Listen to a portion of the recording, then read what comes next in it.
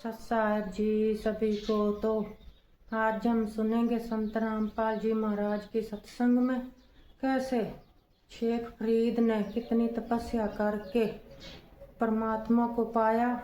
और जब भी हमारे भक्त भाई बहनों के पास थोड़ा बहुत भी समय हो तो गुरु परमात्मा का सत्संग जरूर सुनने चाहिए।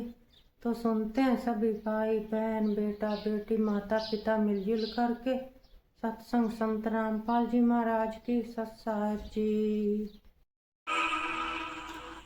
कि आज तक हमें परमात्मा की जानकारी यथार्थ रूप में नहीं हुई। एक शेख फरीद नाम का मुसलमान धर्म में उत्पन्न एक पुण्य कर्मी प्राणी था। पुण्यात्माओं, हम आज से नहीं जन्म मर रहे, असंख्य जन्म हो गए और इस चतुर्युगी में हम सतयुग से लेकर आज तक जन्मते मरते रहे। और इस कलयुग से पहले हम अलग ना कोई मुसलमान था, ना हिंदू था, ना सिख था, ना ईसाई था। सब वैदिक धर्म को मानने वाले होते थे, वेदों अनुसार ओम नाम का जाप करते थे और कोई साधना वो सर्व यज्ञ हवन आदि करते थे, 500 यज्ञ किया करते थे। अब हमारे आपस में संस्कार एक दूसरे के मिक्स हैं। आज कोई हिंदू धर्म में जन्मा है तो कल मुसलमान धर्म में जन्म ले सकता है। आज कोई मुसलमान धर्म में कट्टर हुआ बैठा, कल मृत्यु होगी, उसके बाद वो हिंदू धर्म के अंदर जन्म ले सकता है। ईसाई के भी ले सकता है, ईसाई भी की मृत्यु के बाद ईसाई भी यहाँ आ सकते हैं हिंदू धर्म में, और सिख धर्म में भी जा सकते हैं। तो कहने का भाव यह है कि हमने अपनी बुद्धि को बहुत ऊपर उठाना पड़ेगा, तब हम इस काल के जाल से निकल पाएंगे। तो पुण्यकर्मी प्राणी शेख फरीद बचपन से ही परमात्मा में उसकी श्रद्धा बनी, पिछले संस्कार प्रबल थे उसके लिए थोड़ा सा कथा सुनाते हैं कि वो शरारती बहुत था, उलाने बहुत लाता था, गांव में जाकर के दूसरे बच्चों के साथ झगड़ा कर देता था, किसी को कुछ छेड़छाड़ कर देता था आपस में बच्चों के साथ, या किसी के घर में घुस के उनका कोई बर्तन उटपटंग कर देता था, उलाने आते थे। उसकी माता बहुत तंग होगी, उसने सोचा अब क्या करूं, इसको कैसे शांत करूं। तब उसने एक दिन सोचा कि इसको कहती हूं कि बेटा तू नमाज कर ले। शेख फरीद की माता ने कहा कि बेटा तू नमाज करा कर। छोटा बालक था, 3-4 वर्ष का। कहने लगा क्यों, मैं क्यों करूं नमाज, मुझे क्या मिलेगा। और वो उसका फेवरेट फ्रूट था खजूर, जो है वो खजूर बहुत खाता था, उसको बड़ा पसंद थे। उसने कहा, माँ ने कहा बेटा अल्लाह तुझे खजूर देगा। कि सचमुच? प्रतिदिन? हाँ प्रतिदिन देगा। वो कहने लगा माँ बता फिर कैसे करते नमाज। बोली डट जा, कोई समय होता है नमाज करने का, मैं बताऊंगी, इतना बैठ जा। वो इतना बैठा रहा। अब माँ ने सोचा मेरा काम करने का समय है, इसने ला दो नमाज करन, और तू तो काम कर लेगी, इतनी नाच कर पता नहीं क्या उलाने लाओगा। उसने एक कपड़ा बिछाया और कहा बेटा ऐसे मत्था टेक ले और यूं कहता रहे अल्लाह मुझे खजूर दे, अल्लाह मुझे खजूर दे, यही नमाज है। तो और तो उसका याद क्यों होती बालक के। जब उसने काफी देर करता रहा, उसकी मम्मी ने क्या किया, एक पत्ते में खजूर लपेट के, थोड़ा सा खजूर 2 पत्तों में कपड़ा बिछा रखा था, उसके नीचे रखे। और जब सारा काम कर लिया, जब कहने लगी बेटा आंख खोल दे बाजा, वो उठा, उसने देखा इधर उधर, कहने लगा माँ अल्लाह ने खजूर तो दिया ही नहीं, मैं नहीं करूं आज के बाद बिल्कुल भी। उसकी माँ ने कहा बेटा अल्लाह ऐसे सरेआम थोड़ा ही देता है, वो तो गुप्त देता है बेटा, देख कहीं रख के होंगे आसन के नीचे। उसने कपड़ा उठाकर देखा तो रखा मिला, खा और कूद खा लिया, वाह जी वाह। फिर कहता माँ अब फिर बता कब करनी है वो नमाज। एक दिन क्या हुआ कि माता ऐसे प्रतिदिन उसको बैठा दे, वो ऐसे ही बिल्कुल दर्द होकर 2-2, 3-3 घंटे उठे को नहीं। एक दिन उसकी माता वो खजूर रखना भूल गई, उसने कह दिया आजा बेटा, वो उठ गया। उसने उठाकर पल्ला देखा, खजूर रखी जैसे पहले रखती थी उसकी माँ। अब फिर उसकी माँ के भी याद आ गया, आज तो मेरे से गलती होगी, कभी नहीं कराई विसा नालायक से, आज इसको खजूर मिले नहीं। तो उसी समय वो खजूर खाता हुआ आ रहा था। उसकी माँ ने कहा बेटा ये खजूर कहाँ से लाया तू? अल्लाह रोज देता है मुझे। कहने लगी कहाँ था ये खजूर? वहीं जहाँ पहले रखते थे, आज दिखाओ, एक पत्ता तुम्हें छोड़ के आया हूँ नीचे वाला। अब जाकर देखा सचमुच खजूर जो के जो। उसकी माँ तो हैरान रहेगी कि ये परमात्मा बड़ी सुनी ना, आज के बाद तो कभी नहीं करो नमाज। कहने का भाव ये है कि कहते हैं पिछली तब से होते हैं पूर्ण हंस मुराद। पिछला संस्कारी हंस था, परमात्मा ने आस्था बढ़ानी थी। उसकी माँ का भी फिर लगन बंदी हुआ, बस नकली सा काम कराया करती। उस दिन के बाद उसकी माँ का भी दृढ़ विश्वास हो गया भगवान है, अल्लाह है कहीं पर। तो जब वो बड़ा हुआ तो उसने घर त्याग दिया, क्योंकि रुक नहीं सकता वो प्राणी जिसको चाह भगवान की है। अब जो परंपरागत उनकी क्रियाएं थी, मांस खाना, वो उनको पसंद नहीं था उस प्यारी आत्मा को। उसने छोड़ दिया कि ये तो कोई दची नहीं बात, हिंसा करके भगवान मिला करते हैं कभी। अब वो शेख फरीद पुण्यात्मा परमात्मा की तलाश में कहा जाते हैं? संत के पास, कि संतों के पास परमात्मा के पाने की विधि होती है। एक फक्कड़ फकीर था, सिद्ध पुरुष था, साधना करता था, सिद्धि में प्रसिद्ध हो रहा था। उसके पास पहुंच के उनसे बातें की। उसने अपना जो साधन जाने था वो बता दिया, बेटा कठिन से कठिन तप कर, जितना कष्ट दोगे शरीर को उतना ही भगवान निकटाएगा। अब शेख फरीद तो गई भगवान पाने के लिए थे, दिन रात अपने खूब कष्ट करें, जो भी गुरु जी आदेश थे वही पालन करें। अब शेख फरीद गए हुए थे किस लिए? परमात्मा के लिए, और गुरु जी के आदेश का 100% पालन करते थे। उस आश्रम में उनके पास और भी 5-7 शिष्य रहते थे। और शेख फरीद के जाने के बाद उनके गुरुदेव की उस बच्चे में वो ज्यादा प्रिय लगने लगा, क्योंकि वो हर कार्य को उनकी इच्छा अनुसार करता था। ऐसे बैठा रहता था या खड़ा रहता था जब तक आज्ञा नहीं होती थी। उनके गुरुजी अधिकतर उसी से सेवा लेते थे। तो अन्य शिष्य ईर्षा करने लगे कि शेख फरीद तो गुरुजी के हृदय में बस गया और आश्रम इसको देंगे लास्ट में मृत्यु के बाद, और तुम रह गए। अब घर छोड़ दिया परमात्मा पाने के लिए, और वहां जाकर फिर ये राग द्वेष अभिमान बढ़ाई की भूख ज्यों की त्यों। फिर किस लिए डले ढोरे हैं वहां पर? अगर तुमने आश्रम की जरूरत है, भगवान की नहीं रही, मान बढ़ाई की भूख है, तो भक्त नहीं। ये शेख फरीद में नहीं थी। अब अन्य जो शिष्य थे उन्होंने सोचा इसको गुरुजी की नजरों से गिराते हैं। वो जो सिद्ध पुरुष था, मुसलमान धर्म में फक्कड़ फकीर था,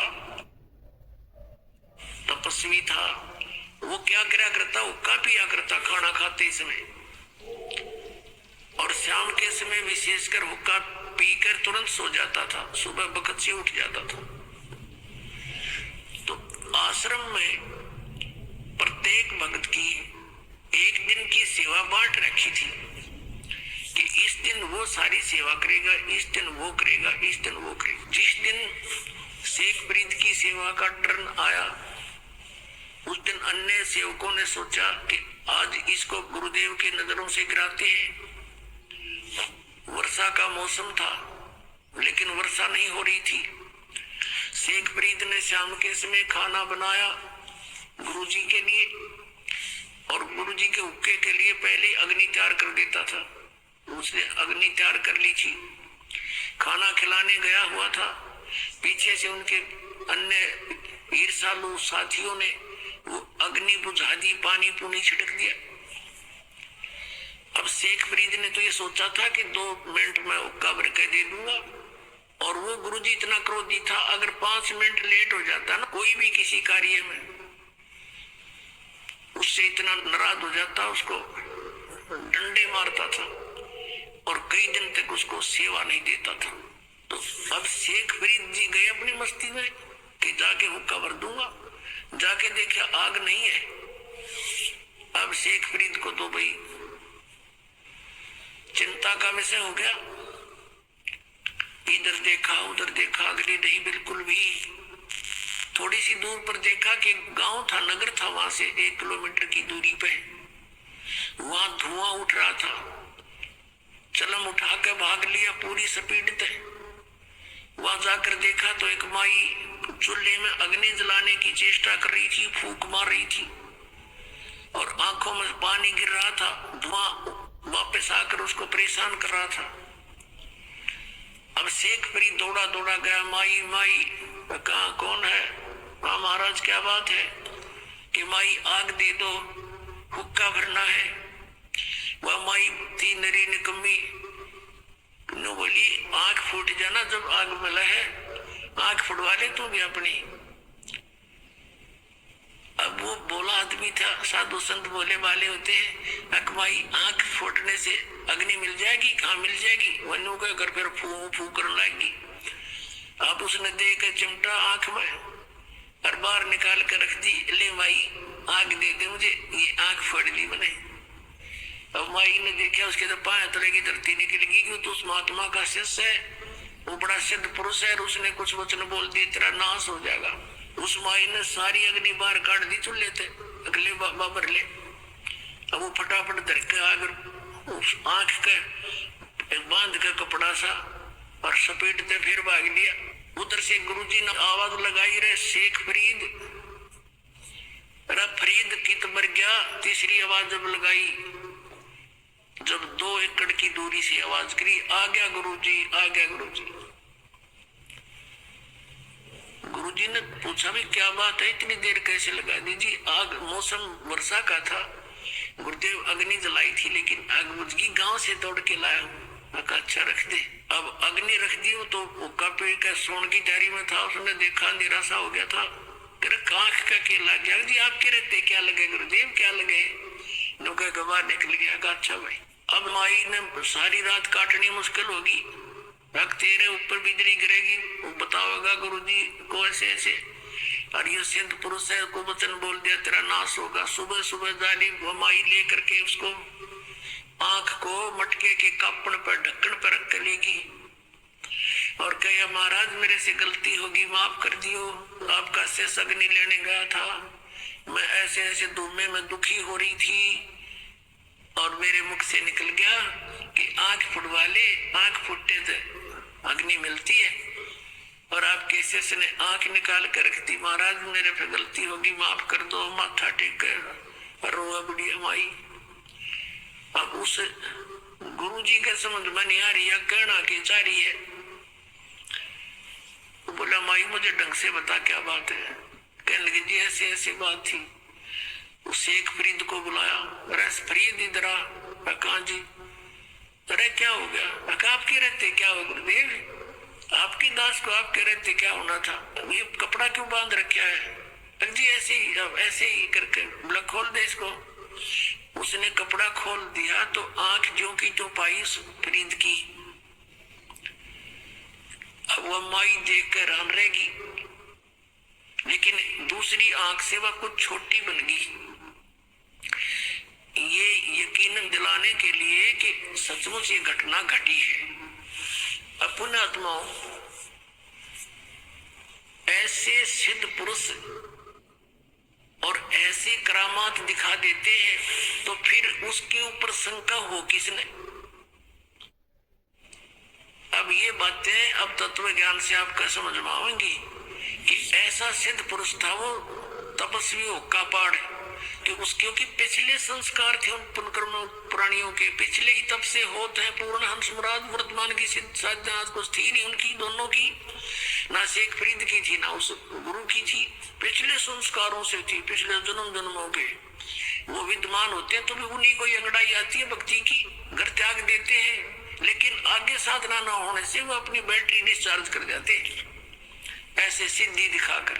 अब सब जगह आसपास चर्चा का विषय हो गया। उस महाराज की वाह वाह होगी कि एक बालक की ऐसे ऐसे आंख भी पूरी कर दी उसने। सारी जनता आसपास की पूजन लायक वो महात्मा सिद्ध पुरुष और सुप्रीम वो हो गया वहां का संत। अब कुछ दिनों के बाद क्या हुआ कि उसकी मृत्यु होगी। मृत्यु के उपरांत शेख फरीद ने वो आश्रम त्याग दिया।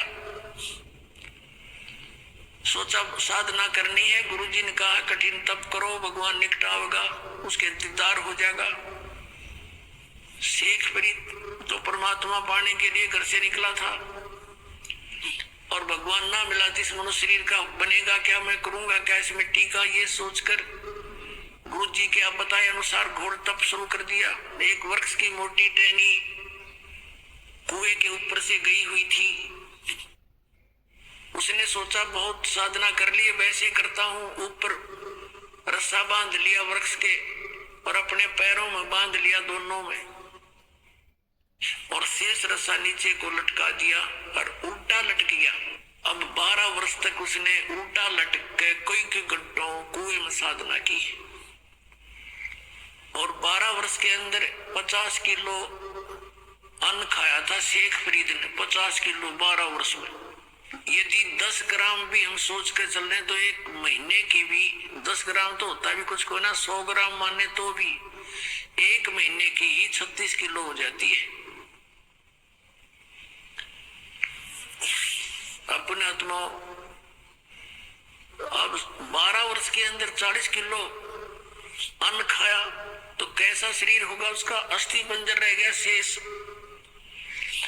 वो बाहर आकर के कभी कभी विश्राम करता था, परमात्मा की याद को के उसमें तरफ में रहता था और वो ऐसे लेटा हुआ था।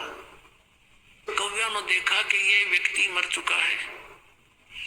वो उसके ऊपर आकर बैठ गए। शरीर पर कहीं मांस था ही नहीं।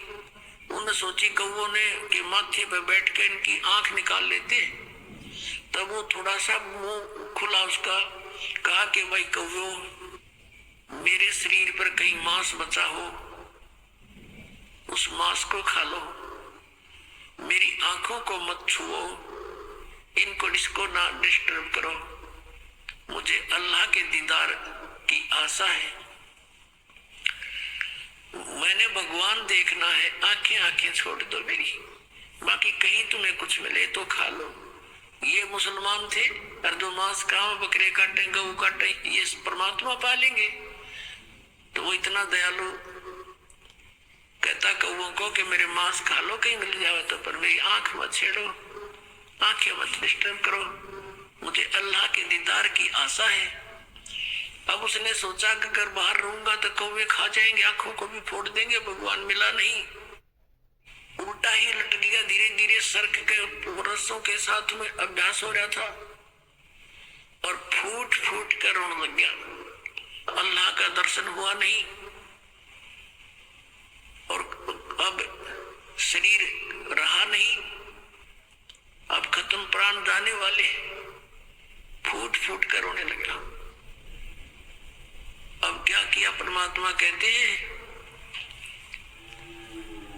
गोता मारू स्वर्ग में, बजा बैठू पाताल, कह कबीर ढूंढता फिरूं अपने हीरे मोती लाल। ये इस तरह के साधक पिछले जन्मांतरों में कभी परमात्मा के परमहंस रहे इस धरती पृथ्वी पर, लेकिन बीच में फिसल जाते हैं। उन्हीं में से शेख फरीद था।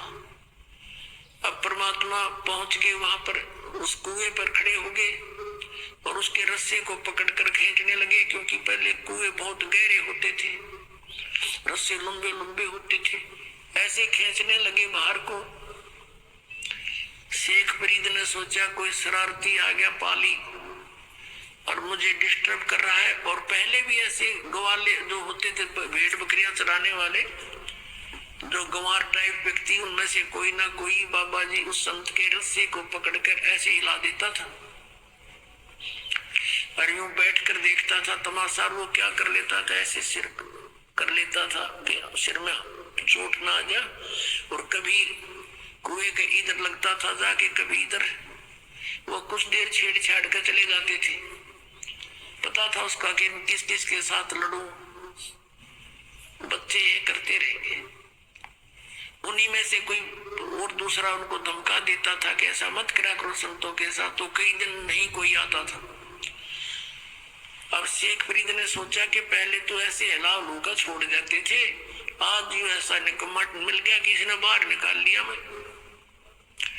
अब वो बाहर निकालते निकालते उल्टा लटका लटका कहता है, अरे भाई मुझे ना छेड़े, मुझे डिस्टर्ब ना करे, मैं अपना काम कर रहा हूं, तू अपना काम कर। परमात्मा ने कहा कि तू क्या कर रहा है यहाँ पर? ए भाई, मैं भगवान के दर्शन के लिए, परमात्मा को देखने के लिए, परमात्मा के पाने के लिए मैं साधना कर रहा हूं। तो परमेश्वर कबीर देव जी ने कहा कि मैं हूं अल्लाह अकबर। अब ये बात सुनकर शेख फरीद के माथे पे तोड़ी पड़ी, कहने लगे भाई मजाक ना करे, आप अल्लाह नहीं हो सकते, क्योंकि अल्लाह तो निराकार है, वो तो बेचून है, अल्लाह दिखाई थोड़ी देता है। परमात्मा कहने लगा, भले आदमी फिर तू डरे ढो इसमें, तू क्या कर रहा है? एक तरफ तक कहता मैं परमात्मा के दीदार के लिए प्रयत्न कर रहा हूँ, और परमात्मा निराकार बतावे तू, फिर क्यों डरे ढो रहा है इसमें? क्या फायदा तेरा इसमें ये साधना करने का? जब वो निराकार है, क्या देखेगा उसका दीदार, क्या करेगा? अब क्या करे ना, गाम कर ज्ञान का तो चमका ऐसा लग गया करे, एकदम उसकी बुद्धि सेट होगी, मालिक खड़े सामने,